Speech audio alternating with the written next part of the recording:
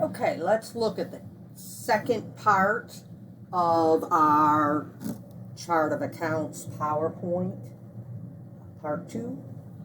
And let's review. In the first part of the part 2 PowerPoint, we had talked about owner's equity types of transactions. There's 4 main ways to alter owner's equity.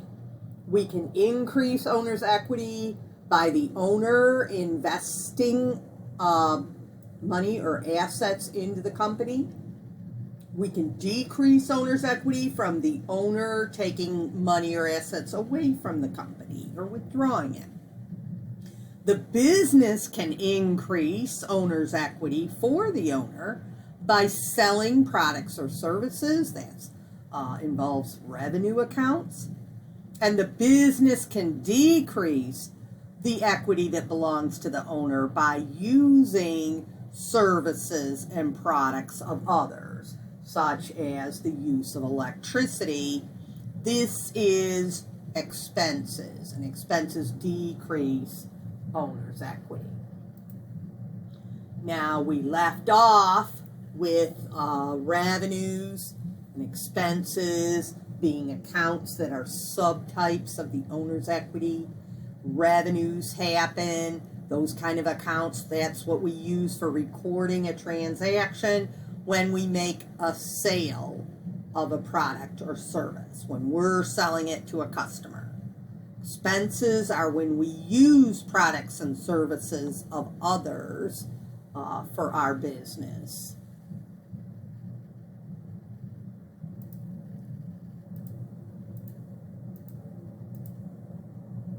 Okay, so let's delve into revenues and expenses. The revenues is what the business charges customers for products sold or services performed. So if you mow grass, this is how much you charge Mrs. Smith to mow her grass. Okay? If you sell a product, you sell women's clothing, you sell it for a sweater for a certain amount, that's a sale. And that's going to go into a revenue account. We recognize, that means we record the revenue whenever we earn it, even if we don't have the cash yet.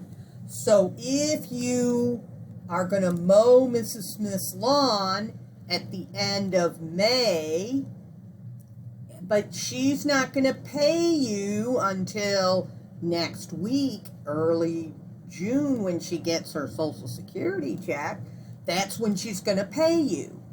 Okay? So you actually earned the money in late May. So we're going to record that sale into a revenue account in May as a May sale, even though we don't have the cash yet. This sale, whenever we record a sale, is going to automatically, as we said earlier, going to increase owner's equity. Here are some examples of different revenue accounts. A lot of times, if we sell services, we'll use the word fees at the end.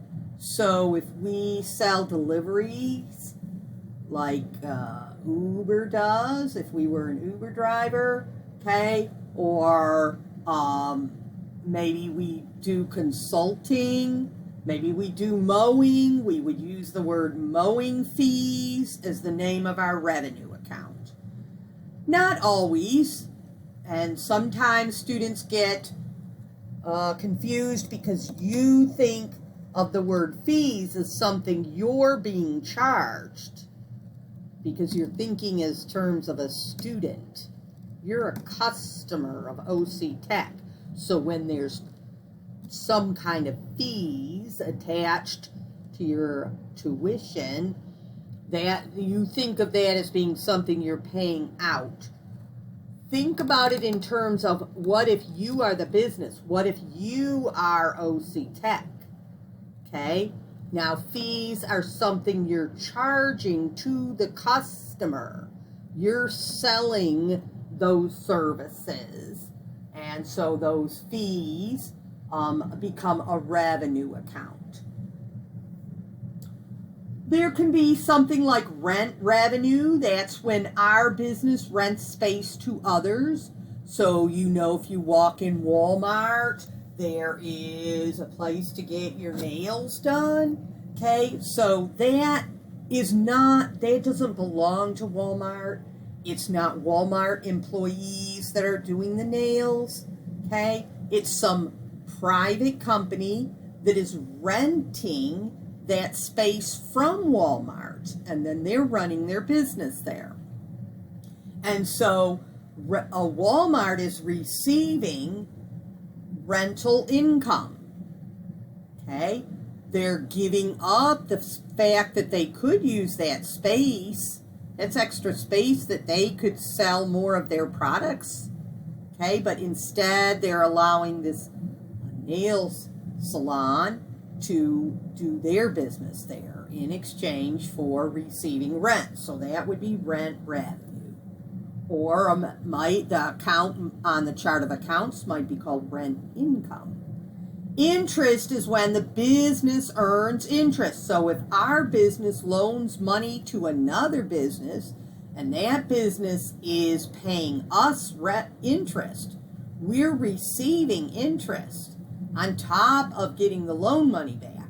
That would be interest revenue or interest income. We may invest in bonds and receive interest income. Maybe we invest in stocks and we receive investment income or investment revenue. Sales are typically, that's the name for the account when we sell products. When we get inventory in and then we resell that inventory to customers, inventory of products, that account that we use for that is called sales. We might divide that account up into sales of Department 1 and sales of Department 2, or sales of the East Division versus sales of the West Division. We can divide that account into different parts, and we can just have one account in the chart of accounts called sales.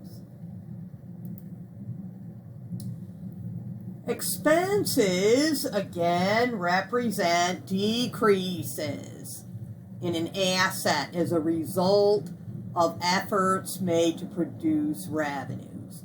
So if I have a store and I'm selling my products, I have to use electricity, or people will walk by the store, they see it's dark, they'll think I'm closed.